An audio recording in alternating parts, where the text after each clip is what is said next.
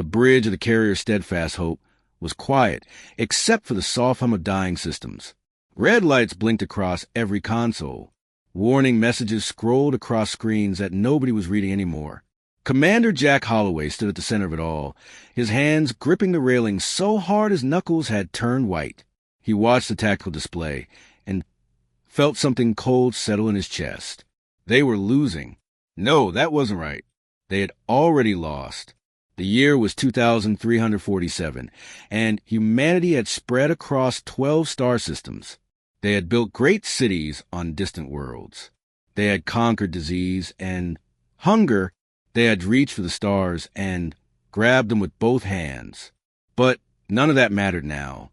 The Vorati Dominion had come, and everything humanity had built was burning. Jack counted the dots on his display. Each dot was a ship. Each ship held hundreds of crew members.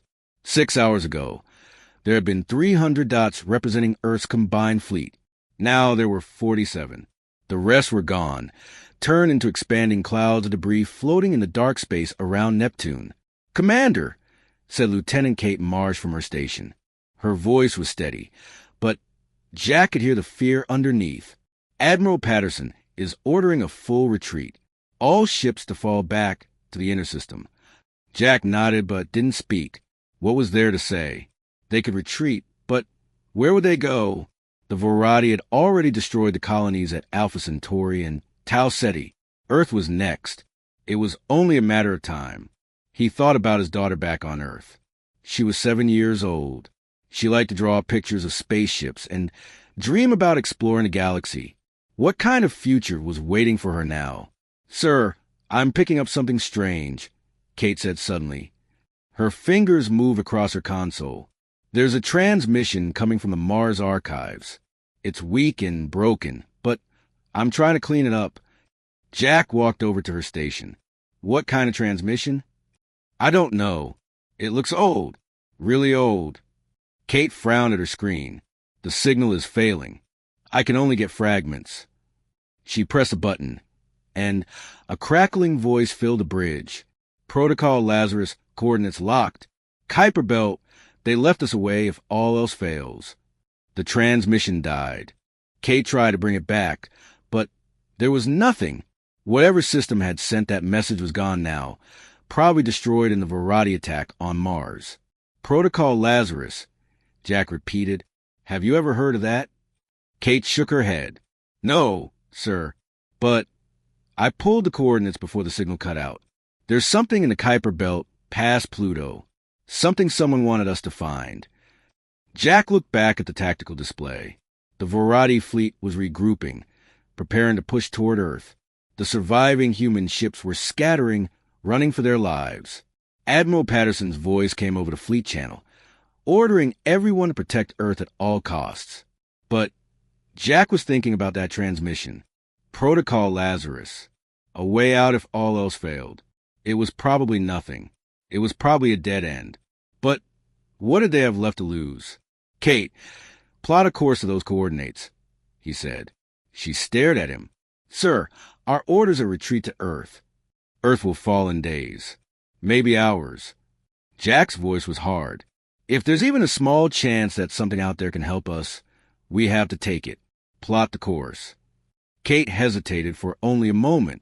Then she nodded and turned back to her console. "Course plotted, Commander." The Steadfast Hope broke away from the retreating fleet and burned hard for the outer system. Jack knew he might be making a terrible mistake. He might be leading his crew to their deaths while the rest of humanity made its last stand. But something in his gut told him this was right. That transmission had come through for a reason. It took 6 days to reach the coordinates. The Vorati didn't follow them. Why would they? One small carrier running into empty space wasn't worth chasing when there was a whole planet to conquer.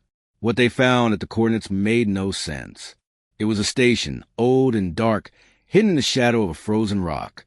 The design was human, but the technology was ancient. According to Kate's scans, the station had been abandoned for over 200 years. "This doesn't match any records," Kate said as they docked. "No colony ship came out this far.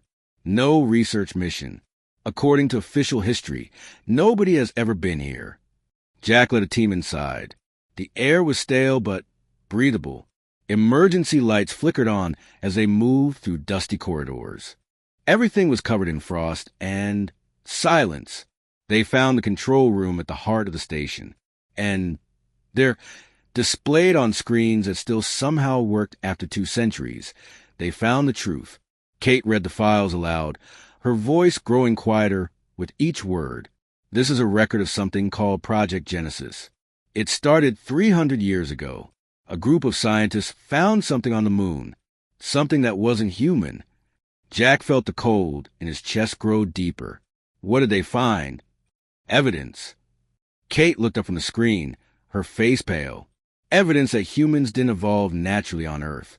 We were placed there, seated, by something older than our solar system. The room was silent. Jack could hear his own heartbeat. Kate continued reading. They found more than just evidence. They found a message, instructions, a way to contact whoever created us. But the governments at the time decided to bury it. They were afraid of what it might mean, afraid of what might come if they called out into the dark. But they kept the information. Jack said, they kept it here just in case. Yes. Kate pointed to another screen. And there's more. There's a beacon. Not here, but somewhere else. Europa. If we activate it, we can send a signal to our creators. We can ask for help. Jack looked at his crew. He saw fear in their eyes, but he also saw something else. Hope. Desperate, fragile hope. The Varati were going to destroy humanity. Everyone knew it. The math was simple and cruel, but here was something that changed the equation. A chance, however small, that they weren't alone in the universe. That someone out there might still care whether humanity lived or died. Set a course for Europa, Jack said. We're going to wake up our parents. The steadfast hope left the ancient station behind and flew toward the frozen moon. Behind them, Earth's final fleet prepared for a battle they could not win. But Jack Holloway carried something more powerful than weapons. He carried a chance. And sometimes a chance was all humanity needed. Europa was a moon of ice and secrets. From space, it looked like a cracked egg, its surface covered in lines and ridges where the frozen shell had split and shifted over millions of years. Beneath that ice was an ocean, cold and dark and deeper than anything on Earth. And somewhere in that ocean, according to the ancient files, there was a beacon waiting to be found. Jack stood in the shuttle bay of the Steadfast Hope and looked at his team. Kate Marsh was checking her equipment for the 3rd time. Sergeant Ben Grady, a tall man with a scarred face and steady hands, was loading ammunition into his rifle. Dr. Laura Kim, the ship's expert on alien artifacts, was staring at her tablet and muttering to herself. The entrance should be here, Laura said, pointing to a spot on the map. There's a thermal signature beneath the ice. Something is generating heat down there. Something that's been running for a very long time. How we get through the ice? Ben asked. There's a natural fissure about 2 kilometers from the thermal source. We can use a shuttle to reach the subsurface ocean, then swim the rest of the way. Ben looked unhappy. Swim. In an alien ocean. On a frozen moon. While the Varati are probably hunting us. Yes, Laura said simply. Do you have a better idea? Ben didn't answer. Nobody did. They took the shuttle down through the fissure. The ice walls glowed blue and whitened the shuttle's lights, beautiful and terrible at the same time. Then they broke through into the ocean below, and everything changed. The water was black. Their lights could only reach a few dozen meters before being swallowed by the darkness. Strange shapes moved at the edge of their vision, creatures that evolved in this sunless sea for millions of years. Jack tried not to think about what might be swimming beneath them. Thermal source is 1/2 kilometer ahead, Kate reported. I'm picking up a structure. It's big, really big. They found it rising from the ocean floor like a mountain. It was a building, but not like any building Jack had ever seen. The walls curved in ways that hurt his eyes. The surface was covered in symbols that seemed to shift when he looked directly at them. The whole thing glowed with a soft, golden light. "This is older than the solar system," Laura whispered. Her voice was shaking. "This was built before our sun even existed." They found an entrance and swam inside. The water drained away as they passed through some kind of invisible barrier. And suddenly, they were standing in a dry corridor. The air was warm. The walls hummed with energy. Jack's radio crackled. It was a steadfast hope. "Commander, we have a problem. Variety ships just entered the system. 5 of them. They must have followed our drive signature." Jack closed his eyes. Of course. Nothing could ever be easy. How long until they reach us? Maybe 2 hours. They're scanning the moon. It won't take them long to find you. Understood. Hold position and stay hidden as long as you can. He looked at his team. We have 2 hours. Let's move. They went deeper into the structure. The symbols on the walls grew denser, more complex. Laura was recording everything, her scientific mind struggling to process what she was seeing. Kate was quiet, her hand resting on her sidearm. They found the beacon in a chamber at the heart of the structure. It was a pillar of crystal, taller than a man, floating in the center of the room. Light swirled inside it like trapped stars. Around it, the walls were covered in images, scenes of worlds being born, of life spreading across galaxies, of beings made of light watching over it all. "This is it," Laura breathed. "This is how we call them." Kate approached the pillar and touched it. Nothing happened. She pressed harder, tried different spots, even spoke to it. The crystal remained dark and silent. "There's a problem," she said. "According to these files, the beacon doesn't respond to technology. It responds to something else. Something the records call the spark of defiance." "What does that mean?" Ben asked. "I think it means willpower. Emotion. The beacon needs to feel that we're worth saving." Jack stared at the crystal. "So, we just have to want it hard enough?" "Something like that." An explosion shook the structure. Dust fell from the ceiling. Jack's radio screamed with static, then clear enough for him to hear his crew's panicked voices. "They found us. The Variety are drilling through the ice. They'll reach the structure in minutes." Jack made a decision. "Ben, take your people and hold the entrance. Buy us as much time as you can." Ben nodded. He didn't argue, didn't complain. He just gathered the Marines and ran back the way they came. Jack heard gunfire a few minutes later, then explosions and screaming. The Variety were inside. Jack, Kate, and Laura stood around the beacon. They closed their eyes. They thought about Earth, about the people they loved, about everything humanity had built and dreamed. They pushed those feelings toward the crystal with all their strength. Nothing happened. The sounds of fighting grew closer. Ben's voice came over the radio, broken by static. "They're through. I can't hold them. I'm sorry, Commander." The chamber door exploded inward. Variety soldiers poured through, their weapons raised. They were tall creatures with gray skin and black eyes, faces built for cruelty. Their leader pointed at the humans and gave an order in a language that sounded like grinding metal. Kate didn't run. She didn't hide. She stood in front of the beacon and faced Variety with nothing but her own 2 hands. "No," she said. Her voice was quiet but steady. "We're not going to die here. We're not going to let you win. Humanity has survived everything the universe has thrown at us. Ice ages, plagues, wars. We crawled out of caves and reached the stars. We are not going to end like this." The Variety raised their weapons. Kate kept talking. "We have something you will never understand.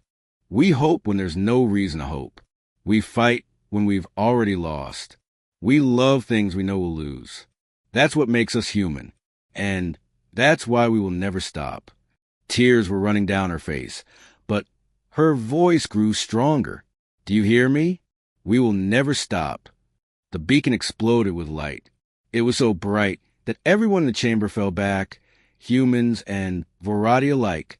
The crystal sang with a sound that seemed to come from everywhere at once, a single note that echoed through dimensions beyond human understanding. Across the galaxy, something ancient opened its eyes. Kate collapsed to her knees, exhausted but laughing. The Verati were stumbling, their weapons forgotten, their faces showing something that might have been fear. The beacon had awakened, and somewhere in the vast darkness between stars, the Ancient Ones heard the call of their children. They began to move. The light from the beacon spread outward like ripples in a pond.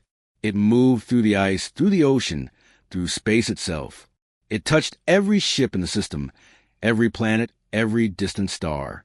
It was a signal older than time, and it carried a simple message. The children are in danger.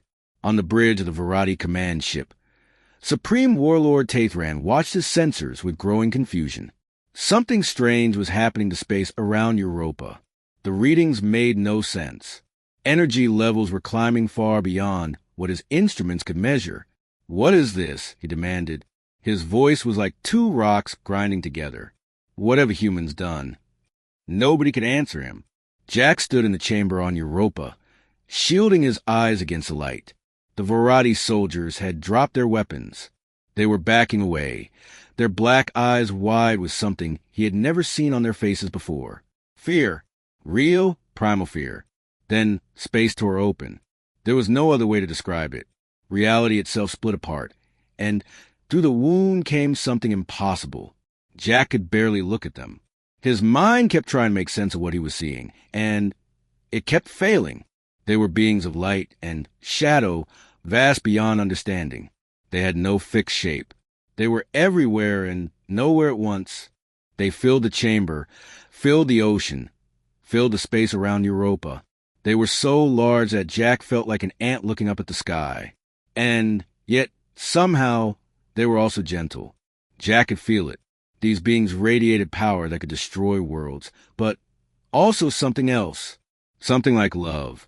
Every human in the system heard a voice. It wasn't sound. It was thoughts pressed directly into their minds, ancient and warm and impossibly kind. "You have called. We have come. Our children will not fall." Kate was crying again, but this time from relief. Laura had fallen to her knees, her scientific mind completely overwhelmed. Ben Grady, still bleeding from wounds, earned holding the line, simply laughed. The Verati heard the voice too. Tathran stood on his bridge and felt something he had not experienced in his entire long life. Terror. "All ships open fire," he screamed. "Destroy them. Destroy them now." The Verati fleet unleashed everything they had. Plasma cannons, particle beams, nuclear missiles. Thousands of weapons fired at once, turning space into a storm of destruction. The Ancient Ones didn't move. They didn't react. The weapons passed through them like light through water. They caused no damage at all. Then, the Ancient Ones looked at the Verati fleet. That was all they did. They simply looked. Every Verati ship went dark. Engines died. Weapons powered down. Life support systems flickered and failed. The most powerful fleet in the galaxy became nothing but floating metal, helpless and silent. Jack watched this happen on the screens in the chamber. He should have felt joy. Instead, he felt something closer to awe, and maybe a little fear. The Ancient Ones turned their attention back to humans. Their voice filled Jack's mind again. "We are the architects. We are the first. When the universe was young, we were alone. We spread life across the stars because we did not want to be alone anymore. We created thousands of species, watched them grow, hoped they would become something wonderful." Images flowed through Jack's mind. He saw worlds being born, saw life crawling from oceans, saw civilizations rising and falling like waves on a beach. Most of our children burned bright and died. They fought each other. They destroyed themselves.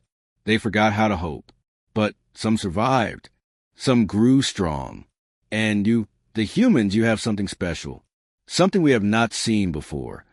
Jack found his voice. What do we have? Fire. Not the fire that burns, but the fire that refuses to die. You hope when hope is foolish. You fight when fighting is pointless. You love things you know you will lose. This makes you fragile, but it also makes you strong in ways even we do not fully understand. The images shifted. Jack saw Earth from space, saw the first humans walking on the moon, saw the colony ships leaving for distant stars. He saw wars and plagues and disasters, and he saw humanity surviving every single one. We cannot fight this war for you. If we destroy your enemies, you'll become dependent on us. You will lose the fire that makes you special. You will become children forever, never growing, never learning. Kate stepped forward. Then why did you come? To give you tools, knowledge, the means to save yourselves. But the choice must be yours. The fight must be yours. We will not promise you victory. We can only promise you a chance. Jack understood. The Ancient Ones weren't gods coming to rescue humanity. They were parents giving their children the means to stand on their own feet. What do you need from us? He asked. Only this. Choose. Choose to fight, knowing you might fail.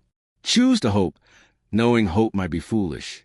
Choose to be human, whatever that costs. Jack didn't hesitate. We choose to fight. The Ancient Ones seemed to smile, though they had no faces.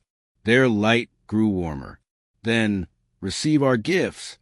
Knowledge flooded into Jack's mind. He saw new technologies, weapons and shields and engines that operated on principles humanity had never imagined. He saw how to build them, how to use them, how to adapt them in ways even the architects hadn't considered. Every human in the system received the same gift.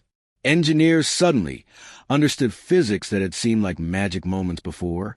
Scientists saw solutions to problems they had struggled with for years. Soldiers learned tactics that would turn the tide of any battle. Go now, the Ancient One said. Save your people. Show the universe what the fire can do. And then they were gone.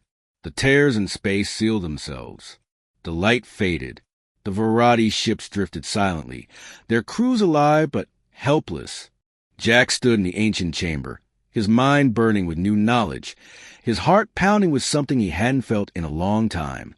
Hope, real hope, not the desperate kind, but the kind that comes from knowing you have a fighting chance. He activated his communicator. All hands, this is Commander Holloway. We're leaving Europa. Set course for the inner system. We have a war to win. On the bridge of the Steadfast Hope, the crew cheered. On the drifting Variety ships, the soldiers sat in darkness and wondered what had happened.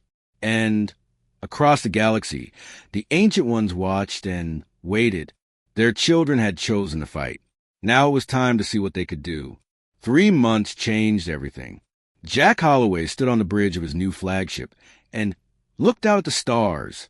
The ship had been rebuilt from the ground up, using knowledge given by the Ancient Ones. It was faster, stronger, and more powerful than anything humanity had ever created. The crew had renamed it humanity's Answer. Jack had been promoted to Fleet Admiral. It felt strange to wear the new rank on his collar. 3 months ago, he had been a beaten man commanding a dying ship. Now, he led what might be the most powerful fleet in the galaxy. Kate Marsh ran the science division. She had taken the architect technology and done things with it that even the Ancient Ones hadn't predicted. Human creativity combined with alien knowledge had produced weapons and shields that were truly unique. The first real test came at Proxima Colony. Proxima was humanity's oldest settlement outside the solar system. The Variety had conquered it in the first days of the war. 200,000 humans lived there as prisoners, forced to work in mines and factories for their alien masters. Jack brought 40 ships. The Variety had 200 guarding the system. The Variety commander was named Vexral. He had heard rumors about what happened at Europa, but he didn't believe them. The idea that humans could challenge the Dominion was laughable. He ordered his fleet to destroy the human ships as soon as they appeared. The battle was over in 11 minutes. Human ships phased through enemy fire like ghosts. They appeared and disappeared at will, striking from impossible angles. Their weapons cut through Variety shields as if they weren't there. Energy beams that should have taken seconds to charge fired instantly, again and again. Vexral watched his fleet die. 187 ships destroyed. 12,000 Variety soldiers killed. He couldn't understand what he was seeing. This wasn't war. This was execution. The human fleet suffered 3 ships damaged, none destroyed. When it was over, Jack broadcast a message to every frequency the Vorati used. This system belongs to humanity now. Leave, and you will live. Stay, and you will die. Vexral fled with his remaining ships. Behind him, the humans liberated Proxima Colony. 200,000 people looked up at the sky and wept with joy. Word spread to the galaxy like fire. The Vorati Dominion had ruled for 10,000 years. They had conquered hundreds of species, destroyed dozens of civilizations, crushed every rebellion before it began. Nobody resisted them anymore, because resistance was pointless. But now there were whispers. The humans had come back. The humans had fire. On a dozen conquered worlds, slaves began to talk. They shared stories of the battle at Proxima. They passed around recordings of Jack's message. They looked at their masters with new eyes, and their masters didn't like what they saw. Rebellion sparked on 3 planets in the first month. Then 5 more. Then 12. Species that had surrendered generations ago suddenly remembered how to fight. The Vorati found themselves stretched thin, fighting on multiple fronts for the first time in their history. Jack pressed the advantage. He struck Vorati supply lines, destroyed their shipyards, liberated colony after colony. Every victory added more ships to his fleet, more soldiers to his army, more hope to his cause. Kate worked around the clock, improving their technology, finding new ways to hurt the enemy. Laura Kim studied captured Vorati systems and discovered their weaknesses. Ben Grady, recovered from his wounds, trained the growing army of human soldiers. The war had changed. Humanity was no longer running. They were hunting. But Supreme Warlord Tavran was not finished. He had retreated to the Vorati homeworld after the disaster at Europa. His commanders thought he was broken, defeated, ready to surrender. They were wrong. Tavran had spent 10,000 years building the Dominion. He had conquered more worlds than he could count. He had crushed more enemies than he could remember. He would not let a species of short-lived mammals take everything from him. Deep beneath the surface of his planet, there was a weapon. It was old, older even than the Dominion itself. The Vorati had found it on a dead world millennia ago and spent centuries learning to control it. They called it the Void Heart. The Void Heart could consume stars. It could swallow entire systems, leaving nothing behind but empty darkness. Tavran had never used it because he wanted to rule the galaxy, not destroy it. But now he saw no other choice. If he could not have the universe, then no one would. He activated the weapon and pointed at Earth's sun. Jack received the news while planning his next attack. A Vorati transmission sent to every ship in the galaxy. Tavran's face appeared on screen, his black eyes burning with hatred. You have won battles, but you will not win this war. I have awakened the Void Heart. In 72 hours, it will reach your home star. Your sun will die, and your species will die with it. There is nothing you can do to stop this. The transmission ended. Jack stood in silence. Around him, his officers looked at each other with fear in their eyes. They had come so far. They had won so much. And now it might all mean nothing. Kate's voice cut through the silence. He's telling the truth. Our sensors confirm it. There's something moving toward the solar system. Something big. It's already started feeding on interstellar matter. How do we stop it? Jack asked. Kate hesitated. I don't know if we can. Jack looked at the stars on his view screen. Somewhere out there, a weapon older than humanity was coming to destroy everything he loved. His daughter was on Earth. His friends. His people. Everything. He thought about what the Ancient Ones had said. Choose to fight, knowing you might fail. Choose to hope, knowing hope might be foolish. We're not giving up, he said. His voice was hard. Call every ship we have. Every soldier, every scientist, every volunteer. We're going to the Vorati homeworld. We're going to find a way to stop that weapon. And if we can't stop it, we're going to die trying. His officers straightened. The fear didn't leave their eyes, but something else joined it. Pride, determination, the fire that the Ancient Ones had seen in humanity. The fleet assembled. 200 ships, the largest human armada in history. They set course for the Vorati homeworld, flying toward the heart of enemy territory. Behind them, Earth waited. Billions of people looked at the sky and hoped. Ahead of them, the void heart grew stronger. The final battle was coming. The Vorati home system was a place of darkness. 3 suns orbited each other at the center, but their light seemed dimmer here, as if even the stars were afraid. 12 planets circled those suns, each one covered with the black metal cities of the Dominion. Thousands of ships patrolled the space between them, and at the heart of it all, the void heart waited. Jack saw it on his view screen and felt his blood run cold. It was a sphere of absolute darkness, larger than a moon, surrounded by rings of energy that crackled with stolen light. The star nearest it was already dying, its matter being pulled away in streams of fire. "It's beautiful," Kate whispered. "In a terrible way. Can you find a weakness?" Jack asked. Kate had been studying the scan for hours. Her eyes were red from lack of sleep, but her mind was still sharp. "I think so. The void heart isn't just a weapon. It's corrupted architect technology. Someone stole it and twisted it to destroy instead of create. The Vorati? Maybe. Or someone before them. It doesn't matter now." She pointed to the display. "There's a core at the center, a control mechanism. If we can reach it, if we can introduce uncorrupted architect energy, we might be able to shut it down. Maybe even reverse it. How do we do that?" Kate was quiet for a moment. Then she looked at Jack with eyes full of sorrow. "Someone would have to carry a piece of the beacon into the core.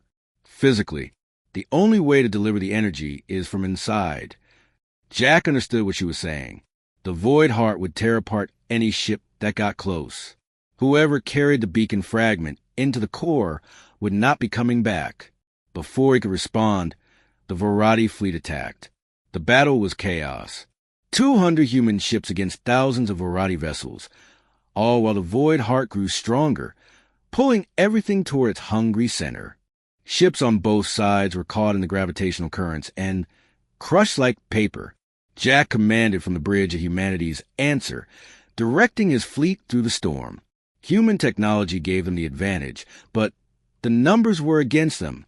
Ships fell one by one, their crews dying for a chance at victory. Ben Grady led a squadron of fighters into the heart of the enemy formation. His voice came over the radio, calm even as explosions filled the space around him. "We're drawing their fire. Admiral, make it count. Ben, pull back. You're too exposed." "Negative, sir. Someone has to clear a path to that thing. Might as well be me." Jack watched Ben's squadron disappear into the enemy fleet. The channel filled with static, then went silent. Ben Grady was gone. More ships fell. The Vorati were taking heavy losses too, but they had more to lose. The battle was grinding both sides down, and the void heart kept growing. Supreme Warlord Tathran broadcast a message across all frequencies. "You are dying for nothing, humans. Even if you destroy my fleet, you cannot stop the void heart. Your son will die. Your species will end. This is your fate." Jack ignored him. He turned to Kate. "The beacon fragment. Where is it?" "In the cargo bay." "But, Jack, whoever takes it in there won't survive. The gravitational forces alone will tear them apart." "I know." Kate grabbed his arm. "No, I won't let you. We need you. The fleet needs you." Jack looked at her. In another life, in a world without war, maybe they could have been more than crewmates. But this was the life they had. "The fleet needs someone to give them hope," he said. "That person doesn't have to be me. You can lead them, Kate. You're smarter than me, stronger than me. You'll do better than I ever could. Jack, please." He pulled away gently. "This is what we do. This is what makes us human. We sacrifice for each other. We die so others can live. The Ancient Ones saw that in us. It's time to show them they were right." He walked out of the bridge before she could stop him. The shuttle was small and fast, barely big enough for one person, and the beacon fragment. Jack flew it through the battle, dodging weapons fire and debris, aiming for the heart of the darkness. As he got closer, the void heart's gravity took hold. The shuttle groaned and shook. Warning lights covered every surface. Jack knew he had minutes, maybe seconds, before the ship came apart. He opened a channel to the fleet. His voice was broadcast to every human ship. Every survivor still fighting in the chaos. This is Admiral Holloway. I'm going into the core. I don't know if this will work, but I know we have to try. We're human. We don't give up. We don't surrender. We fight until the very end, and then we fight some more. He could see the core now, a point of pure darkness at the center of the sphere. The shuttle was tearing apart around him. He held the beacon fragment in his hands, and it glowed with warm, golden light. We are not the children of Earth. We are the children of stars, and we do not go quietly. He flew into the darkness. For a moment, there was nothing. No light, no sound, no sensation. Jack floated in absolute emptiness, the beacon fragment burning in his hands. Then he felt something, a presence, ancient, vast, and patient. The void heart recognized the architect energy. It had been corrupted for so long, twisted by hatred and violence, that it had forgotten what it was supposed to be. But now, with the pure light of the beacon flowing through its core, it remembered. Jack felt the weapon shudder. The darkness began to crack. Light poured through, not destroying, but healing. The stolen energy was released, flowing back out into space as a wave of pure radiance. The shuttle was thrown clear by the explosion of light. Jack barely managed to activate the emergency beacon before losing consciousness. When he woke up, he was in the medical bay of humanity's answer. Kate was sitting beside his bed, tears streaming down her face. "You stupid, brave, wonderful idiot," she said. "You lived." Jack smiled weakly. "What happened?" "The void heart is gone. The energy it released destroyed the Vorati fleet. Tathran's flagship was caught in the blast. He's dead. The Dominion is finished." Jack closed his eyes. It was over. They had won. 1 year later, the Ancient Ones returned. They appeared above Earth, their light filling the sky. Every human on the planet looked up and saw them. "You have done well," they said. "You have proven what we always believed. The fire burns bright in you." They gave humanity one final gift. Coordinates. 1,000 locations across the galaxy, places where other children of the architects might still be waiting. Other species, seeded long ago, who might need help finding their own fire. Then, the Ancient Ones departed, leaving behind a message written in light across the sky. "The children have grown. The universe is yours." Jack stood on the rebuilt Earth, holding his daughter's hand, and looked up at the stars. They no longer seemed cold and distant. They seemed like home. Humanity had survived. The future had begun. And somewhere in the vast darkness between galaxies, the Ancient Ones watched their children reach for the stars, and they smiled.